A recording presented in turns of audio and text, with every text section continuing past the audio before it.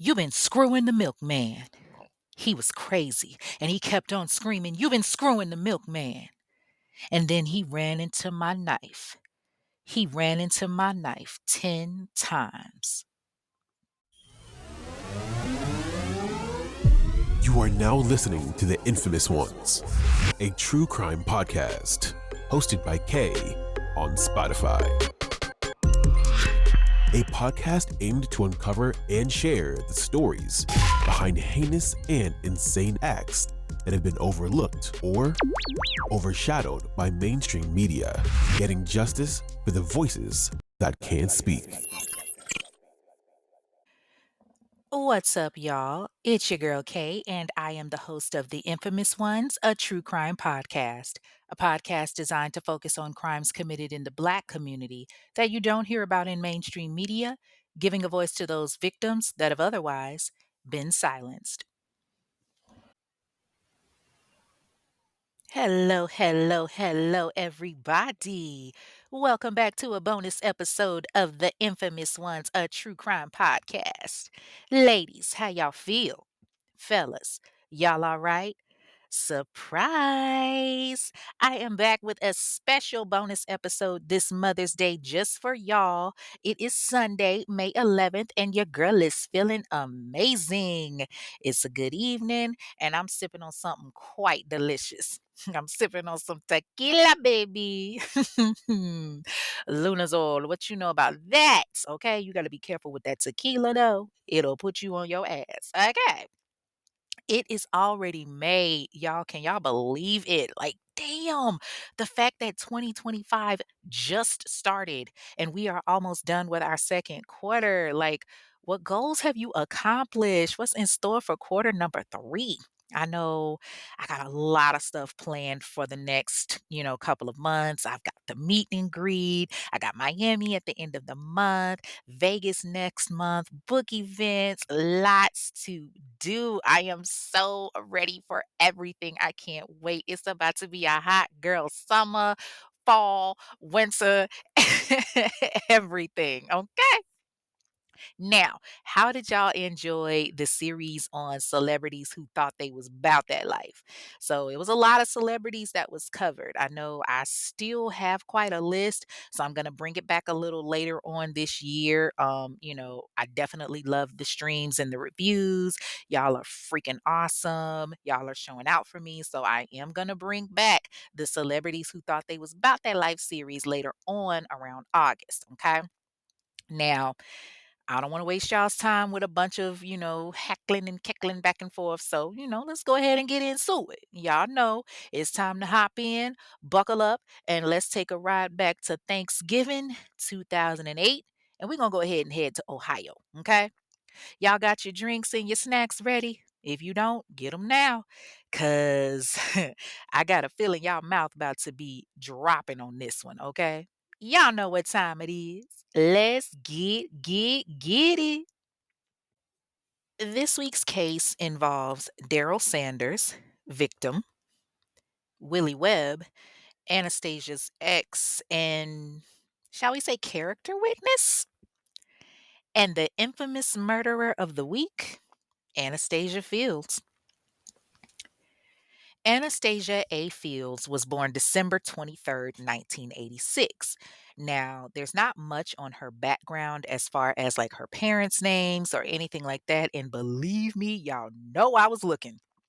But without saying too much, I do believe that our character witness actually met her father and at some capacity had, worked with him. But that cannot be confirmed nor denied, so I'm going to say allegedly, okay? Just to make sure that the infamous ones is covered. So, from what I was able to find on Anastasia, she was a very attractive girl, but for lack of better words, a little batshit crazy. Like, she strikes me as the type that's a very passionate person when it comes to relationships.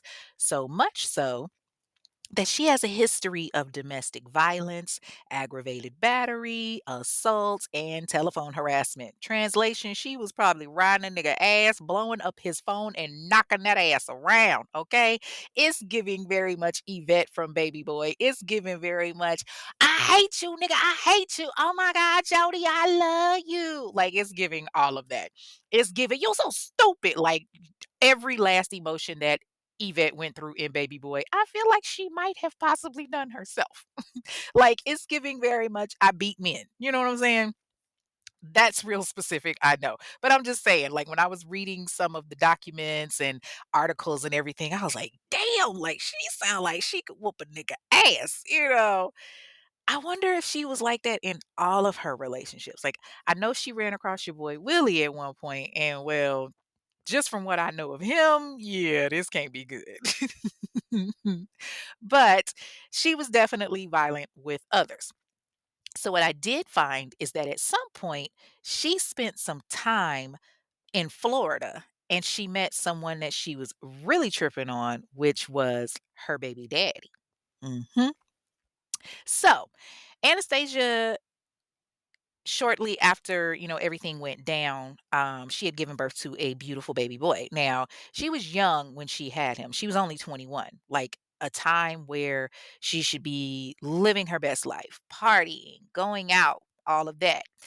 And around May of 2008, she met Willie. Now he's over at his brother's house, his brother's wife's house at the time, kicking it when he crosses paths with her. And, Anastasia, she's stacked. She cute. She got that baby weight sitting on her right. You know what I'm saying? So Willie go up to her and he spits his game and boom, they start kicking it. As Carisha would say, we go together real bad or whatever the hell she said. But they met in May. Now, right around August, yeah, I guess Willie had had enough because as quickly as they started, they were done. And this is where I say, like, I really feel like, she was on that baby boy shit because, a nigga dick you down and you go crazy. Like, I don't understand. Okay, niggas got to understand when you dick a girl down, you hit that crazy button. You activate that crazy button in a bitch. Okay. Like, don't let it be good. Like, we could fuck with a nigga and this shit be okay, we gonna ride with you, whatever, whatever. But if we fuck with you and we start kicking it and it's good and you activate that crazy button, yeah. And something is telling me that with this girl, that could have possibly happened. And just from the conversations and things that I know of the character witness, as far as, hearing what was discussed on their show, I am almost certain that that's what happened. Again, alleged because can't confirm or deny, okay? But yeah, like I said, right around August, the two kinda split their ways, and it was on to the next for Anastasia, and that's when she met Daryl Sanders. Daryl Sanders was born October 31st, 1960. Ooh, he a Halloween baby. Ooh, nigga woulda needed some sage or something coming up out this womb. Mm-mm. But he was born to Carl and Izetta Sanders. Can we talk about how he is literally twice Anastasia's age and then some? First of all, can we talk about Izetta? That name just, ooh, that stands out to me. Izetta. All right. But anyway, like I said, yeah, he's twice her age. All right, we're going to get into that in a little bit. Now, Daryl was one of four children. He had two sisters, Carla and Danielle, and then he had a brother, Carl. They all grew up in Ohio, and by all accounts, he had a decent childhood. Now, he did have some mental health issues here and there. I'm talking about like psychotropic kind of issues. And, it was to the point that he had to be medicated, but it was really cool because he was able to work around people that needed help like him and that he felt, like he could receive the help that he needed. Unlike the last episode with Fetty Wap Jr., like if y'all haven't listened to that episode, please do it. But Daryl, he was able to work around people that were just like him. And he got a job at the Redeemer Crisis Center, and he seemed to be doing good for himself until he wasn't. Unfortunately, Daryl started struggling with addiction. And naturally, when you become addicted, you're going to do anything to take care of that fix. I mean, we all got an addiction of some kind, be it drugs, alcohol, sex, even, something as simple as, I know it sounds crazy, but people have an addiction to work, you know. For me, well, yeah, I'm not gonna say what my addiction is, mind your business. But be that as it may, Daryl was really struggling. And those struggles got to be too much, and he started fucking up bad. Like, he was getting in trouble with the law big time. And it started off small. In 1993, he got in trouble for passing bad checks and a few petty thefts. But over time, things escalated. In 1999, he got hit with a charge for possession of drugs. And then just a year later, he's hit with another charge of attempt for possession of drugs. Then in 2004, he got caught up on drugs again, drug trafficking, possession of drugs, um, possessing criminal tools. 2006, another drug possession charge. And then in 2007, he was really about that life because he got hemmed up on some serious charges of assault, felonious assault, and vandalism. Like, the brother was really going through it. And the more that he tried to do better, it just kind of seemed like the worse that he got. And in 2008, at 48 years old, he was still trying to find himself, still trying to get his life on track. But what he found was Anastasia. So remember, Anastasia's a new mom and she's got her beautiful baby boy. She is fresh out of a relationship with your boy Willie. And I don't even, could you consider that a relationship though? Like, I think he said they got together in like May and then by August they were done. So that's literally 3 months. Like, is that like, you still kicking it, like, you still getting to know each other, like, I don't know. I that's just me. Like, if I meet you in May, we kicking it. Like, I don't know if that's a relationship just yet, because 'cause I'm be like, "Yo, we just dating, we getting to know each other." So maybe that's what it was, I don't know. But by August, his ass was up out of there anyway. So like I said, she's a new mom, she's got her baby boy, and she should be enjoying the joys of motherhood, right? And to an extent, she was, but she was still very much hot tempered. Now, okay, here's the thing, there's some conflicting stories as to how she and Daryl crossed paths. Some say that she was in a toxic relationship with him, while others believe that he was staying at her grandmother's crib for a while, like, the grandmother was helping him out. Either way, what happens next is completely shocking. But I mean, is it really though? Because this is a true crime show, so I'm just saying. So, on a day that you should be enjoying time with your loved ones, watching the parade or the games on TV, playing cards, and of course, eating you some good old food. You know what I'm talking about? Your mama in the kitchen whipping up the good old. I got beans, greens, potatoes, tomatoes, lamb, ram, hog, dog, beans, greens, potatoes, tomatoes, chicken, turkeys, rat. Obviously, I'm talking about Thanksgiving, y'all. Like, that is my one of my favorite holidays. Like, oh my God, getting together with the family, everybody watching the game. In my family, we do like this big ass potluck and everybody brings food. We all meet up at somebody's house. Everybody takes turn hosting it. We meet up, we drinking, we having fun. I know my brother stay bringing the liquor. Like, we gonna be lit as hell. We take the family photos. We watch the slideshow every year of all of the stuff that we've done throughout the year and, all the kids and all of that. Like, we have a good old time. Not to mention, it is so much food, y'all. I get to be a fatty fat. Listen, what's that song? Listen, y'all don't judge me, damn it. Okay, I love to eat. I will pretty much eat just about everything at Thanksgiving except chitlins. I'm sorry, can't do it. Never will. Like, just the nope. Just the thought of it. Mm-mm. Hell no. Okay, let me get back on track. Okay, so again, it's Thanksgiving Day, November 27th, 2008.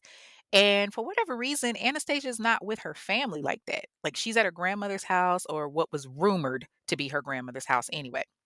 And Daryl is there. Now, like I said, there are conflicting stories saying that, they were involved. And some people were saying that, her grandmother was just helping him out by letting him live there.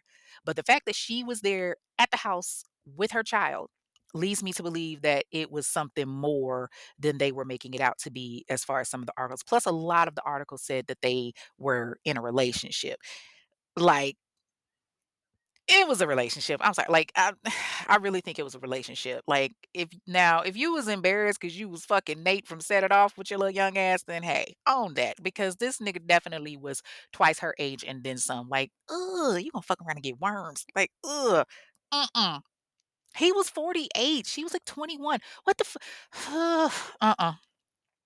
Like, I can remember trying to date somebody older than me. I remember how my father reacted. I think I was 20 and I was dating somebody that was 30, and my dad almost lost his freaking mind. Like, he was like, "What the fuck does a 30-year-old want with a 20-year-old?" Like, so I could just imagine if I went to my dad and said, "Hey, I'm 21 dating a 48-year-old."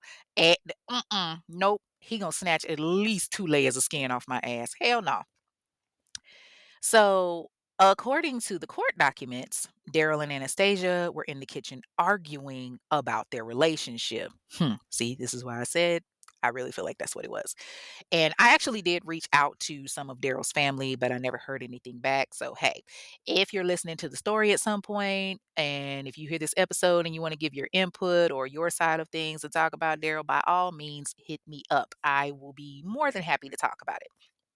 But, anyways, Anastasia and Daryl are in the kitchen arguing, and things are kind of getting heated and they're escalating.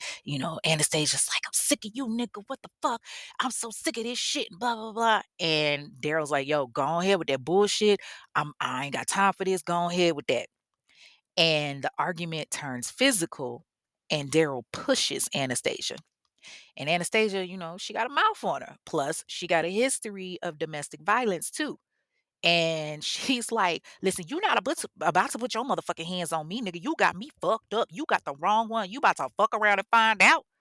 So she grabs a steak knife and she proceeds to stab Daryl in the abdomen. He ran into my knife. He ran into my knife 10 times. Oh, I love that movie. Chicago was that movie. If y'all don't know where that line came from, it came from the movie Chicago. It had everybody was in that movie, like a bunch of female murderers. I loved every song in there. He had it coming. He had it coming. He had it coming all along. And then they had that other one, the "We Love Billy." Billy. Like, yo, Chicago was my shit. I remember seeing that when I was younger. Like, Chicago was just that movie. And then they had the Maya was in that joint. It had Catherine Zeta-Jones, Renee Zellweger. Maya, she played a murderer too. He was a painter. Like, I remember that. And the chick that was like, "Oh, he ran into my knife. He ran into my knife 10 times." They were like all in this prison together. And it was like back in like the 60s when women were just going around plucking their husbands and boyfriends. Like, oh, what a time. It was a very popular movie that they, made a musical and everything. It starred Richard Gere, of course. He played the attorney that was like getting all the female murderers off. So, yeah. If you have not seen it, strongly suggest you watch that movie. I loved it. Anyway, so Anastasia stabs Daryl and she takes off and she's running. And who does she call? Good old Willie. Now, see, this is when I start to think, Now you see something. Now you see now. You done fucked up, you know that, don't you? like, you really went and called a nigga that you used to fuck with who's now doing his own thing to help you. Like, that's rule number one when it comes to murder, baby. You don't add extra witnesses that can testify against you later. But I digress. I'm going to save that for fair or foul. So she calls Willie, and, he's kicking it at the crib with his family and his people. It's Thanksgiving Day after all. And he's like, "Hello?" And she's crying, "Hey, it's me. I just fucked up. I just stabbed this nigga. I need you to come get me." And Willie like, "You just did what? You stabbed who? Yeah, what the fuck you talking about? What?" and she explains what she did. And Willie, he's sitting there listening. He don't want no parts of this shit. And he's telling her like, "Yo, I can't come get you. Like, yo, you got to turn yourself in. I can't help you with that one." And so he hangs up the phone with her. He completely removes himself from the situation, like most smart people would do. Like, why would you want to be an accessory to murder? But yeah, apparently that's what she thought. So at this point, Anastasia's panicking. She's trying to figure out what she's going to do. Meanwhile, Daryl's back at the house. He's not dead yet. He's back at the house and he's calling 911. And he's like, yo, this bitch fucking stabbed me. I need help. I'm bleeding. Help. So the ambulance, they come and they take him to Metro Health Medical Center. Now he's at the hospital fighting for his life, but ultimately he succumbs to his injuries. On November 27th, 2008, at 1:08 p.m., Daryl Sanders passes away. Now, Anastasia, she's also at the hospital and she's being treated, but she's at a different hospital. She's at St. Vincent's Charity Hospital. I don't know if she was trying to make it look like, it was like a situation where it was self-defense, so she could have something on record, but the police know who did it because Daryl told them, it was Anastasia Fields, this crazy bitch stabbed me. So the cops go and they pick her up that same day and they arrest her. She's taken to the Dayton Correctional Institute where she's held with a $100,000 bond. Now, from this point, it's a bunch of back and forth as far as the process. And if you're familiar with the criminal justice system, then you know that everything does not happen overnight. Now, not everything is open and shut. Although I will say I have noticed with the situation that's going on right now with Rodney Hinton, the guy that had his son killed by, or didn't have his son killed, but his son was killed by police, and then he turned around and, like, I think he ran over and hit a deputy that wasn't involved, but just killed the first cop that he saw. Like, I will say I'm noticing that they are moving this shit right along fairly quickly. Like, homie done already been indicted and charged and all, like, they are just speedy process on this one, but given the situation, yeah, I see why they doing that, but Imma leave that alone for now. I cannot speak and say what I wanna say on that just yet. Y'all know I like to wait for, the trial and all of that, so don't think I ain't been seeing what's going on. Might talk about it on the YouTube channel, but we're gonna get into that later. So, like I said, typically not everything happens overnight. It's not necessarily open and shut, and in this case, there was a lot of back and forth. Now, she was arrested November 27th of 2008, but she was indicted on December 9th, 2008, and she's charged with murder, involuntary manslaughter, and 2 counts of felonious assault. So she pleads not guilty by reason of self-defense, and she awaits her time in jail. Unfortunately, she wasn't able to bond out because she couldn't afford it. In fact, she actually declared herself an indigent and had to get a court-appointed attorney. Like, damn, if you can't afford an attorney, yo, like, don't do the crime, girl. Like, you ain't got no family or nothing to help you out. Another thing is a lot of people don't realize the amount of fees that you get hit with when you're facing any type of trial, like especially murder. There's clerk fees, legal research, crime stoppers, even something as simple as a computer fee or a writ fee. They are going to tack that shit on, okay? And so all of this is getting tacked on to everything else that she already has, even though clearly they know that she's indigent and needs a court appointed attorney, which really it just makes no sense to me. I mean, I know you got to get your money and I know you got to charge what you got to charge, but it's like, come on, y'all already know that she's, an indigent, like it, but you adding on all these fees, but okay. So while Anastasia is in jail, Daryl's family is preparing to bury him. On December 5th, 2008, Daryl's family is held at his funeral rather, is held at the New Jerusalem Baptist Church. And his family and friends are there, to say their goodbyes. Now, for whatever reason, Anastasia had a ton of rescheduled pretrial dates. Her first pretrial date was set for December 18th, 2008, but they ended up rescheduling it because she was ordered to do a competency hearing for a psych eval. And y'all know that's pretty much standard procedure right now when it comes to murder trials, especially when it pertains to those focusing on domestic violence. They want to, make sure that they're following due process and all of that. And making sure that you can't ultimately claim that, you're receiving unfair treatment. So she's ordered to take a psych eval to determine her competency, and they ended up rescheduling her pretrial date for January 21st, 2009. But that ends up having to be rescheduled again because Cuyahoga County's Department of Children and Family Services had to step in when it came to her son. Remember, she did have like a less than 1 year old at the house. So her son was in the care of her father, which was his grandfather, and they had to reschedule the pretrial again for February 5th, 2009, which is when the Cuyahoga County Department of Children and Family Services conveniently gives their report of her son's condition and health and all of that. I have my own opinion about Cuyahoga County's DFACS because ever since the case with the baby, oh God, what was her name? I'm having a mind blank, I'm sorry. I covered her case a long time ago. Her father goes by the rap name King Futuristic, but, the mother and the boyfriend that killed the baby girl and basically were, like, pretty much starving her, she came out of that episode was from Cuyahoga County as well, and, it just yeah, that shit was I've always had feelings about them since that episode. Um, Anaya Day, that's who it was, Anaya Day.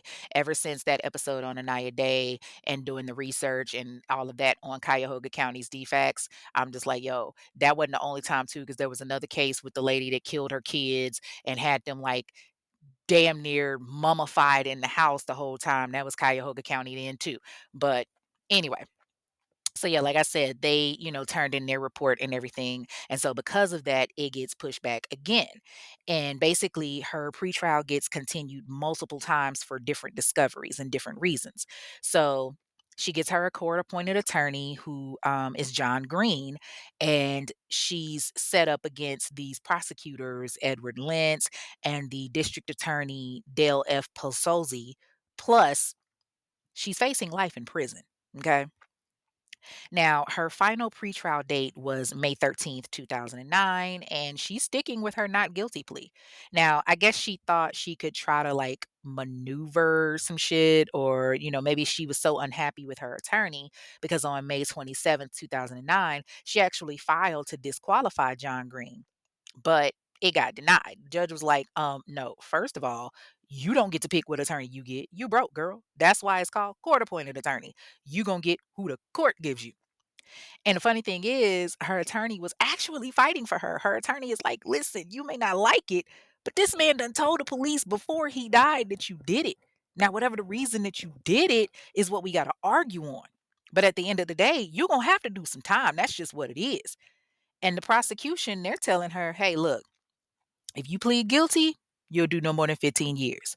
We suggest you take the deal. 15 years for a murder when you're facing murder, involuntary manslaughter, and felonious assault, two counts at that, and they give you an offer for 15 years. Man, you better jump on that like Genuine jumped on Pony.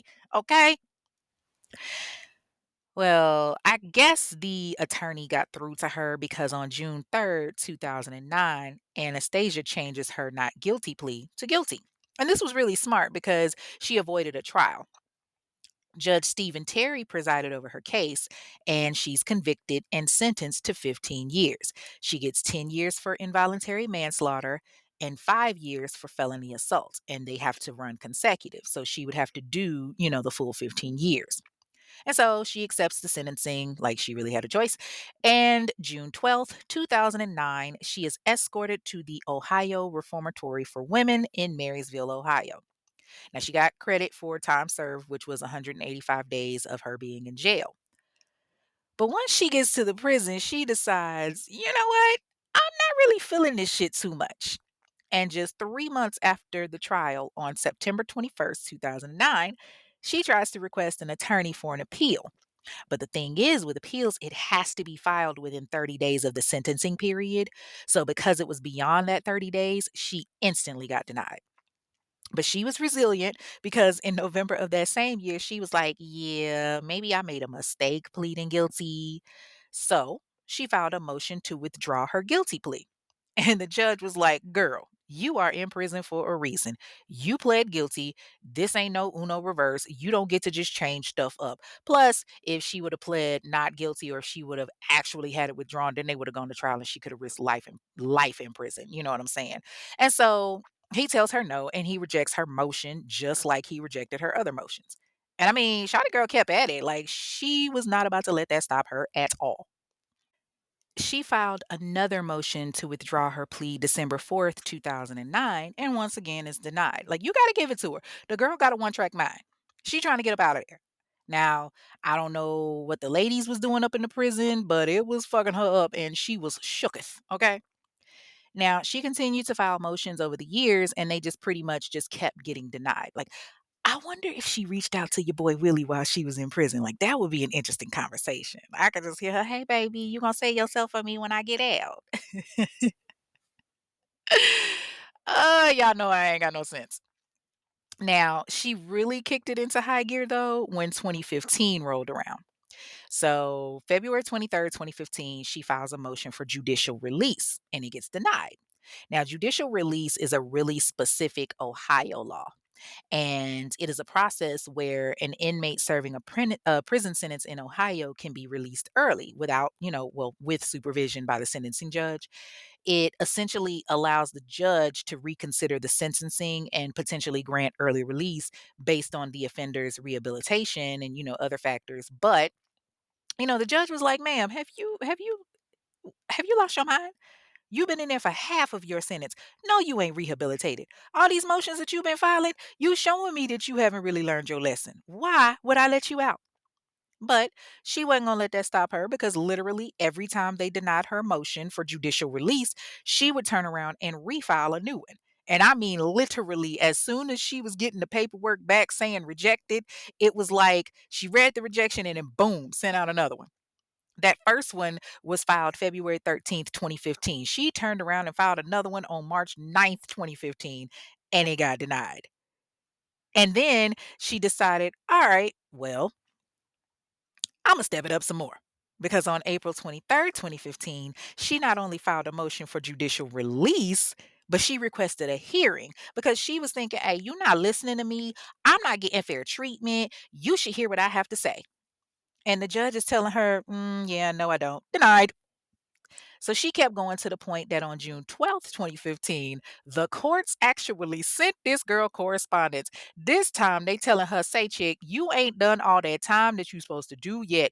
All you doing is killing all these trees and wasting stamps and probably your money on your books to send this correspondence. We not having it. You cannot get judicial release because your time has not been served. So she chilled out for a couple of months, but September 8th, 2015, she right back at it. She filed again and was denied. And the judge was like, yo, she really starting to get on my nerves because he sent her another correspondence on December 8th, 2015. Like, yo, what the fuck did we tell you? Are you hard of hearing? And in all honesty, this isn't helping her because it's like, I don't think you realize you're being like, they're seeing you as being rebellious. Your whole thing is supposed to be showing the judge that, you've changed and that you're worthy of judicial release. But instead, you're doing the opposite by basically harassing this motherfucker. And she continued to request judicial release, but the judge basically told her, no, we'll let you know when you're up for it, if you're up for it. And so time continues to go on. And then in 2020, the world went crazy because, COVID hit. When COVID hit, Anastasia was like, oh, they definitely gonna let me go home now. But nope. She filed another motion for judicial release and it was still denied. Now, at some point, you would think that she would be tired and say, you know what, I give up. But like I said, this was some hood little engine, that good chick right here. I don't know, because she kept chugging along. Finally, on October 22nd, 2021, she actually gets some good news. She gets to have a hearing for judicial release.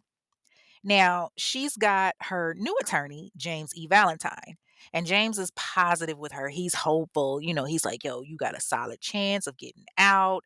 Now, he's still a court appointed attorney, of course, but shit, all she had to pay him was a whopping $100. Damn. This is why a lot of these attorneys don't even know the clients' names because they taking on so many cases to fucking survive. $100 is what you get paid. Fuck out of here. But, when she gets that good news, she's getting ready for the court date. She's like, okay, I got this. I got this. I'm going home. Her court date is set for November 10th, 2021. Remember, COVID is still very much going on at this time. It's running rampant. And so she goes to court. But what she didn't expect was for Daryl's mom, Izetta, and his sister, Carla, to be in the courtroom with her. And I don't think she was ready for that because, but I mean, they have a right to be there because their family is the victim. The judge has to hear them the same way that he has to hear the defendant. And so she goes in there and, she pleads her case. Your Honor, listen, I'm sorry for what I did, but I don't think I should have to do all this time. I really want to go home. I learned my lesson. And the judge hears her out, and then the judge hears his family out. And ultimately, the judge says, all right, Anastasia, I hear you. And I appreciate your passion and persistence because you've been fucking hitting us up since 2009 trying to get out of here. It's fucking 2021. And I'm just thinking, like, girl, at this point, your sentence is almost up. But he tells her again, I'm sorry, Miss Fields, you're not getting out. And her judicial release request was denied. Now, the ironic thing, y'all gonna find this so funny, is that the following year in December 2022, she was up for parole. But surprise, she got denied. You know what? I bet you, had she not been doing all of those motions and everything when she was up from parole in 2022, she probably could have potentially been released. But, I'm just saying. So she gets denied. I wonder why. Ultimately, she does the time that she was given. October 31st, 2023, the courts let her know, hey, you're about to be released. So just to let you know, you're going to have parole. If you fuck up, you will come back to prison. If you get arrested again, you're going to do 5 years. And on November 12th, 2024, after spending 15 years and 5 months in prison, Anastasia Fields is released. Since then, she's definitely been all over social media, but I guess you could say she's kind of like low key with it. She's very private on social media, from what I can gather from my research. I'm wondering if she has a relationship with her son. Like, a lot of the stuff that I see on her social media is, her posting memes and positive messages and whatnot. So maybe, the time that she did change or whatever, like during that time frame, she did change, or, when she got out, she realized the error of her ways. I don't know. And, she's still on parole until mid 2029. So hopefully she doesn't do anything else that'll get her into trouble. But that, ladies and gentlemen, is the story of Anastasia Fields, the Thanksgiving Thrasher. And now it is time for Fair or Foul, where we look at the justice system to determine if the sentencing was indeed fair or if it was just some bullshit that has you sitting back saying, what the fuck? Now, for her to receive 15 years on a plea deal, it definitely was not fair. But I will say she was lucky. She was smart enough to plead guilty. However, once you plead guilty, that's it. You don't get to turn around and change your mind. Like, that's the whole point of them offering you a deal, to avoid wasting people's time, to avoid, a whole trial, to avoid putting the family through that. The family was gracious enough to agree to that because remember, prosecution has to run that by the family. They got to say, hey, we don't want y'all to go through this. We don't want y'all to have to live through the ordeal of hearing about your family member being killed. So this is what we're going to offer. And so once you take it. You know what I'm saying? You can't just turn around and change your mind. I mean, ultimately, yeah, you can, but you can't get upset at the fact that the court is basically not playing games with you. You weren't under duress. You pleaded guilty because you knew that 15 years would be a hell of a lot better than a life sentence. Like, at the end of the day, you went in there at 21 years old. You came out to where you can still have time to spend with your son and watch him grow into a man. Your son is in his teenage years now. He's still under 18. Hell, you're only what, 36, 37 years old right about now. So you still have time to go and live your life, to go out there and have more kids if you want to. You know what I'm saying? Whereas Daryl will never come back again. He has 3 children that are left behind. He has parents and brothers and sisters that are missing him. They don't get that luxury. He was 48. What the fuck were you doing fucking with a 48-year-old man for in the first place? Like, that's fucking nasty. Like, the fact that I mean, you clearly she's pretty, like, I saw the picture. First of all, her mugshot, them fucking eyebrows was on point. I know that's random as fuck, but them eyebrows was hidden, okay? But I'm like, "You're a pretty girl. You can get a lot of niggas. You can get any nigga that you want. Why the fuck were you fucking with a 48-year-old man that had a drug problem?" You know what I'm saying? Why were you in a situation first of all, you had just finished fucking with one nigga in August. Here it is November, and y'all are in the crib fighting and fussing and carrying on. You got a baby to think about. You know what I'm saying? And then you're gonna sit up here and change. You want to change your plea deal and just be like, oh, I want to plead not guilty. You should have thought about that. Because the whole point of you pleading is they give you the opportunity. You think about it and then you give them a decision. You don't get backsies on that. Like, and honestly, at any point did you consider your newborn son? That should have been your first priority. If it was domestic violence or if it was a situation where y'all were fucking around and things got heated at some point, you've got to be mature enough to walk away. Now, yes, he pushed you. Okay, I get it, but at the same time, you've got a history of assault. You've got a history of violence and abuse. At some point, you have to think, hey, I'm a mother now. You brought a child into this world. That doesn't need to be done around your child. They don't need to think that that's the norm. What if he would have been hurt? Then what? You could have just gotten your child and walked away, left, or hell, if he did push you and it was self-defense or whatever, or if he did push you, call the fucking cops. I would have been hooping and hollering and carrying on and screaming and all of that to get his ass locked up. You put your hands on me and you push me. Oh my God, I done broke every bone in my body. Oh no. Oh my God, I'm calling the cops on you. Like, come on, man. But now you fucked up your freedom and you spent 15 years and 5 months behind bars because you took a man's life. Now, do I think that you actually meant to do it? Like, do I think that you actually meant to kill him? No, but you got to be smarter. The minute that you picked up that knife and you put it in your hands, you were saying like, all right, I'm risking everything. Because the same way that you picked up a knife and put it in your hands to stab him, you could have picked up your baby and walked out the house. I don't think that it's fair that you only got 15 years. But like I said, again, I think you're lucky because had you gone to trial, I don't think anybody would have taken it easy on you giving your history. You know what I'm saying? You sat there and said, oh, it was self defense, it was self defense, it was self defense. But also, they're going to look at things like that. They're going to look at, okay, you've got a case in Florida. They're going to look at, okay, you've got a history of violence. They're going to look at, okay, you've got a history of assault, of harassment. Those are going to be factors that are going to be that's going to be factored in there. And I feel like if you would have gone to trial, I don't think anybody would have taken it easy on you because look at how you treated this entire process. The entire time that, you were in prison, here you are filing motion after motion after motion trying to get judicial release, making it seem like you're this model inmate and making it seem like you've done nothing wrong when indeed you have. You haven't learned your lesson. You were forced to do 15 years because if you had filed your motion and they told you no, and they explained to you that the reason why is because you're not showing them, then if anything, I would do the opposite to say, hey, you know what? Let me get my shit together and show them what I'm learning so that when I do file again, they can look back and say, okay, she's doing it right. Or so that when I'm up for parole, they can say, hey, she got that, we told her, no, you have to do your time and that's what it is. Now she's up for parole. She's been showing us she's a model inmate. She can go ahead and go. They can say she's doing what she's supposed to do, but you didn't do that. Instead, you took it as your personal monopoly board and you just kept filing and all of that. One step, take two steps up. Nope, go to jail. Like and it didn't work in your favor because you ended up doing your full sentence anyway, didn't you? Like, I can only hope that you don't get in trouble again because I would hate for you to have to go back to prison for an additional 5 years because you fucked up again. And if you do get in trouble again, don't bring nobody into your shit. Like, yo, you called another nigga about stabbing someone. You called him and asked him to come pick you up and asked him for help. What was the reason for that? What was the reason?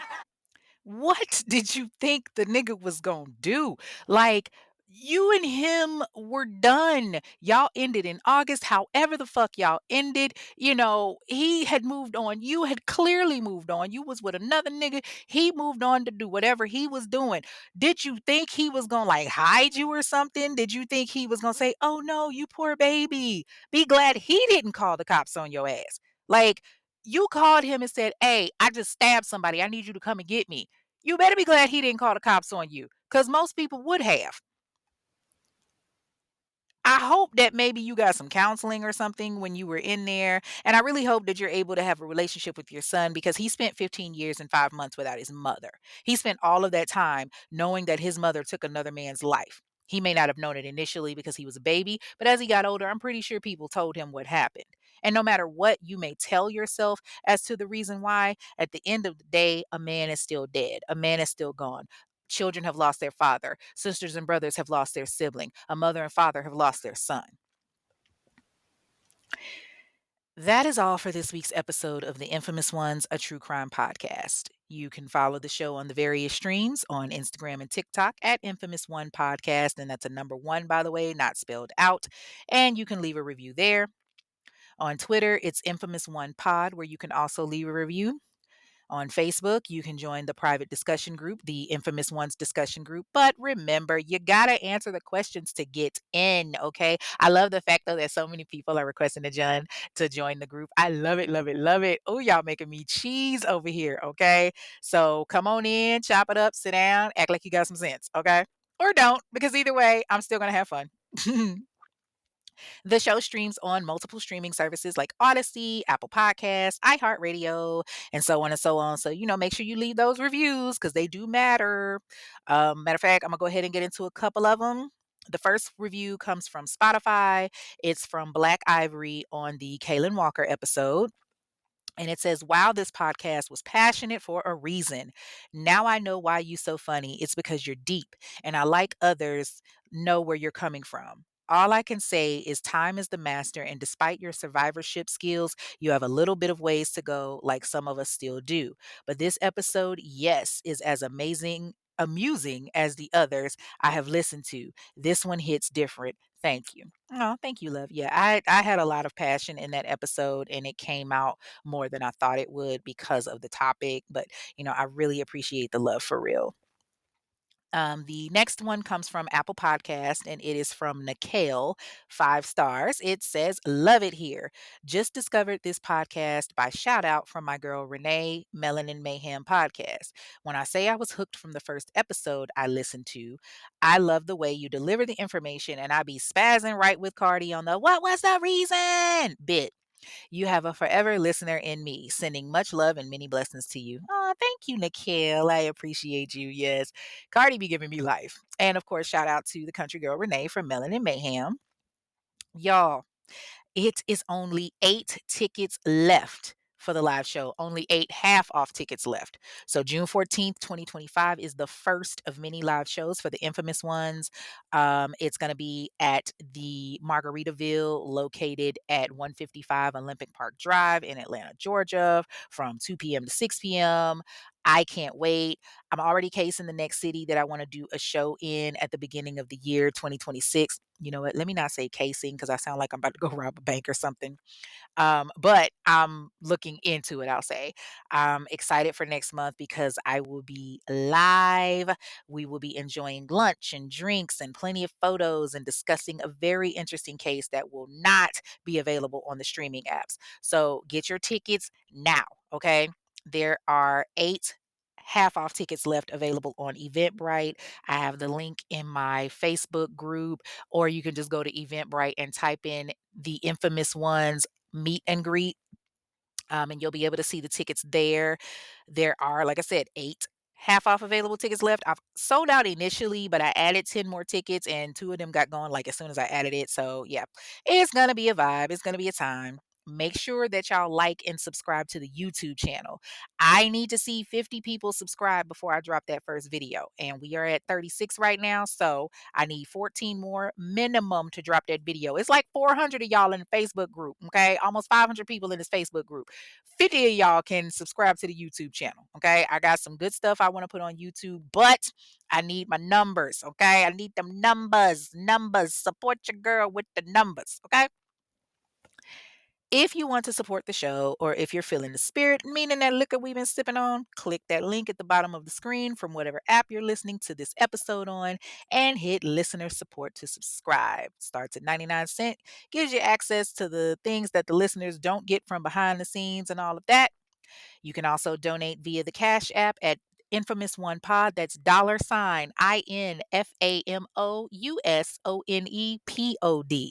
Donations go toward court documents, phone calls, all of that stuff. Shout out to my popcorn donators. Y'all always show your girl love. I make sure I got my popcorn every episode because of y'all. If you have a case that you want to hear more on that you feel has been ignored in the Black community, if you want to inquire about ad space, and by the way, ad specials are currently $30 for 30 seconds. Or if you want to leave a review, send an email to infamous1pod@gmail.com. That's INFAMOUSONEPOD@gmail.com. And once again, people, please share, share, share. This podcast is growing by the day, and it means the world to me. So please keep sharing. Until then, y'all know what it is. I'm your girl Kay. Thank you for tuning into this bonus episode, and I will see y'all next week with a brand new one. Stay mobbing, y'all. Peace. Thank you for listening to this episode of The Infamous Ones, a true crime podcast hosted by Kay. Be sure to like and comment on your favorite podcast platform and subscribe so that you never miss an episode.